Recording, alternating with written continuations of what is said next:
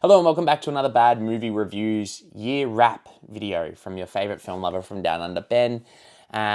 If you're watching this, I've obviously put out my favourite or top 15 films of 2025 out just yesterday, which if you haven't watched, please go watch. But this video, first of all, Happy New Year. I'm looking on to 2026, which are the films I'm looking forward to, and I, might do a top 10 countdown for you.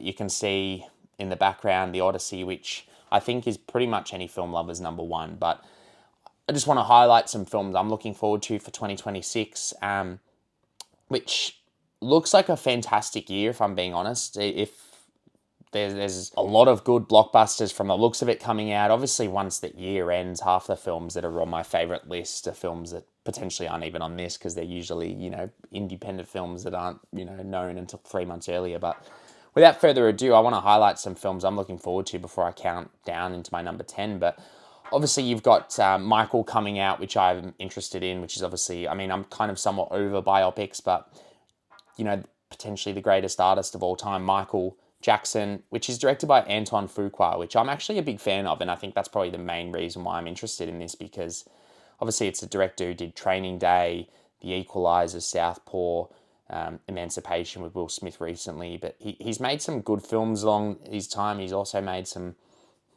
average ones, but it is a filmmaker that I'm interested in, and that's why I'm interested in that. But you've also got The Adventures of Cliff Booth, which is a Netflix film coming out, which is a somewhat side film to obviously Once Upon a Time in Hollywood. You've got Brad Pitt replaying the role of Cliff Booth, but it is directed by David Fincher, which is probably my most interested. I'm in it because of him, essentially. I do really like Brad Pitt, but David Fincher's, I think, one of the better filmmakers obviously working.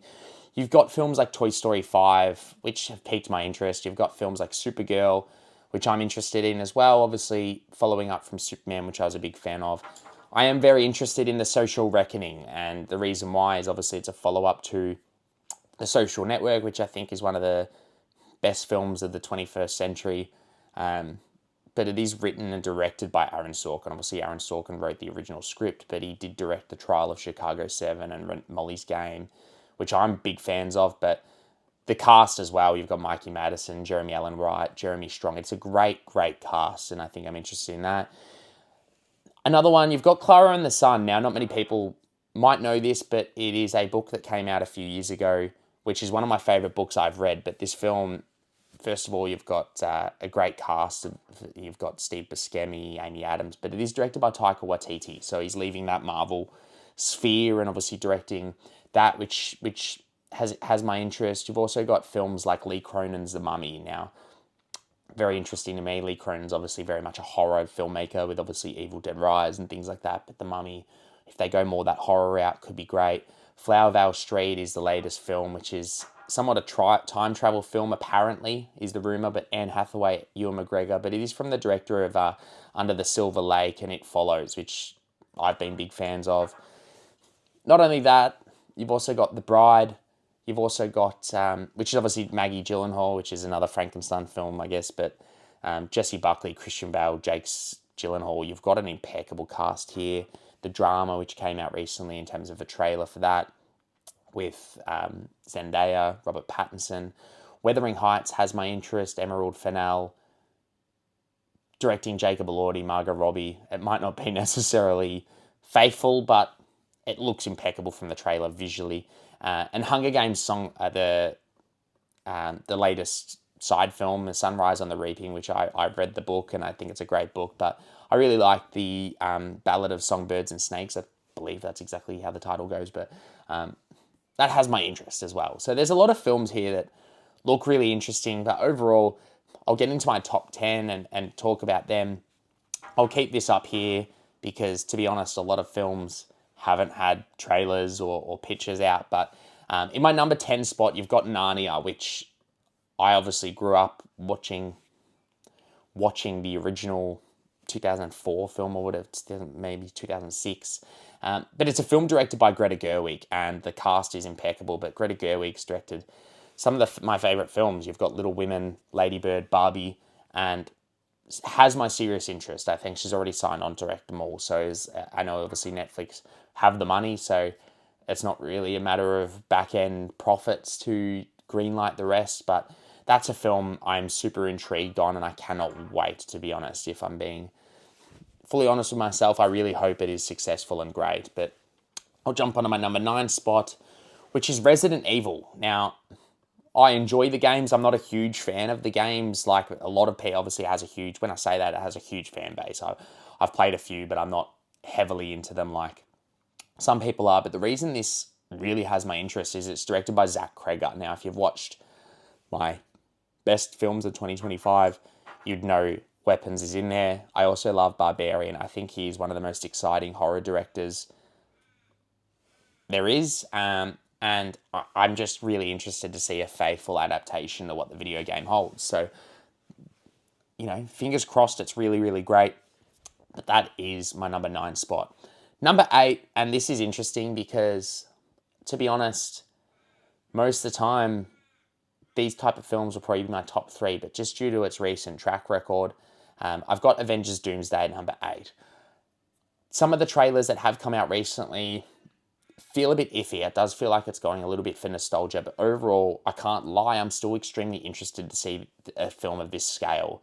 Obviously, it has my interest with Robert Downey Jr. coming back to play Doctor Doom, or he could be playing a variant, who knows, but it is a film that I will be seeing, obviously, first day when it comes out, but I'm just extremely interested to see what they do with it. But obviously, recent track record is probably why it's a little bit lower, because half the films haven't been as great as I'd hoped. But that comes in, obviously, my number 7 spot. Number 6 is a film that, to be honest, is probably here because I'm sick of seeing the trailers, but I have read the book. It is impeccable, and that is Project Hail Mary, which is obviously starring Ryan Gosling. I'm sure you've seen the trailers, but directed by Phil Lord, Christopher Miller, who are some fantastic directors. But this comes in my number 6 spot just purely because, or 7 spot, sorry, purely because it is a film that I'm really interested in seeing. I've read the book. I absolutely adore it. I think it'll really, really translate well to film, and I think you've got some great directors attached, which is why it comes in at my number 7 spot. And number 6 is, to be honest, purely from the filmmaker attached, and that is none other than Steven Spielberg for Disclosure Day, which obviously the trailer came out for that recently, which is an alien film from what the trailers show. But obviously great cast: Josh O'Connor, Colin Firth, Coleman Domingo, Emily Blunt, Wyatt Russell. It's got a great cast, but when you have Steven Spielberg going back to this kind of genre, has me really interested, and I really hope it's a great film. I'm one of the greatest living directors there is, and that is why that is number 6, to be honest. But number 5, I didn't really know much about either, and that is just due to the fact a trailer came out recently, which frankly showed not much, but the cast, in my opinion, is fantastic. You've got Emma D'Arcy, you've got Michael Stuhlbarg, Riz Ahmed, Sophie Wilde, Jesse Plemons, John Goodman, Sandra Hüller, Tom Cruise, and if you haven't figured it out now, it is Digger, which is the latest film from Alejandro Inarritu, which has directed Revenant, Babel, 21 Grams, Birdman, obviously. He is an incredible director. I don't know much about this. The plot just says it's about the most powerful man in the world who tries to prove he's humanity's savior before a disaster unleashes. And it says here it's a comedy of catastrophic proportions. But I'm just super interested to see Tom Cruise in a role of this proportion, in the sense that it's not really like a Mission Impossible or Top Gun movie. It definitely seems like he's fully going in on this from the trailer, and it might not be recognizable or anything, but that's my number 5, and to be frankly, I can't wait. More than likely, it'll probably end up being my top 5 films of the year if it delivers like Alejandro's previous films.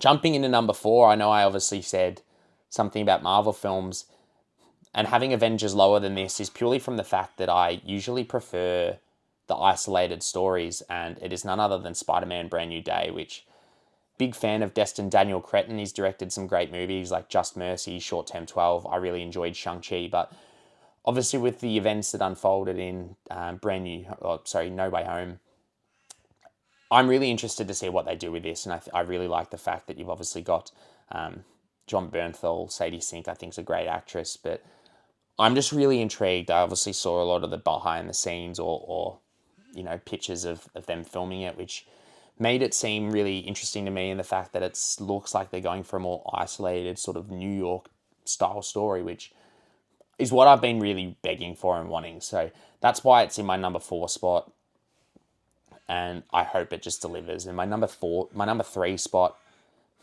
is none other than Werewolf, which is the latest film by Robert Eggers, which is a horror film set in 13th century England. And I was a huge fan of Nosferatu.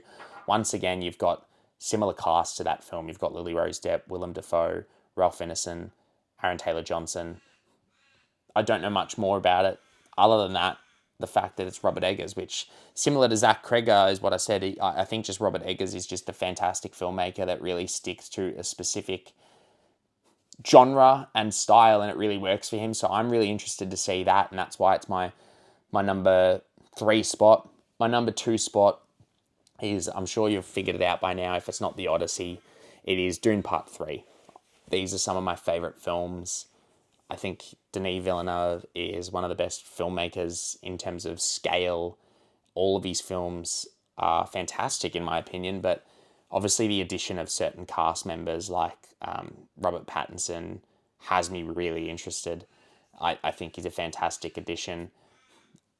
Obviously, there's not much else to say. I've read the book. I'm really interested to see the adaptation of Dune Messiah because I do think it's a very odd book, but I love Timothée Chalamet. I think that progression of his performance will be really interesting to me, and that is why it's also number 2, just because I cannot wait for December 18th. You've obviously got, I'm sure one will change, but Dune Messiah and Avengers Doomsday fighting off. So I'm sure it'll fight because I'm sure Dune probably locked in the IMAX release slate earlier, but that's number 2. Number 1, none other than The Odyssey.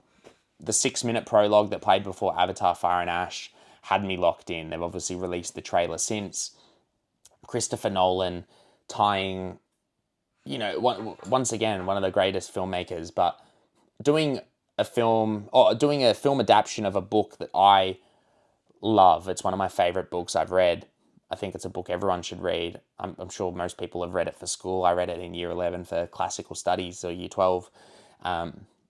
But just the cast, you can't go past it. Matt Damon, Tom Holland, Anne Hathaway, Zendaya, Rob Pattinson, Charlize Theron, John Byrne. It's just a stacked cast, but it's a film that I'm super intrigued to see Nolan do, from the aspect that he obviously loves doing,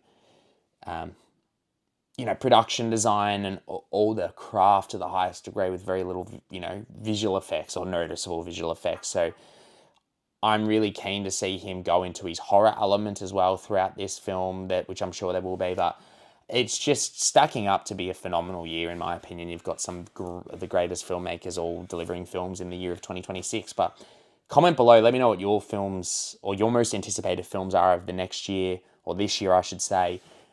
Ones I might have missed out, I'm sure there are, but comment below, let me know what you're looking forward to this year. If you like the video, give us a like, subscribe for more, and we'll catch you next time.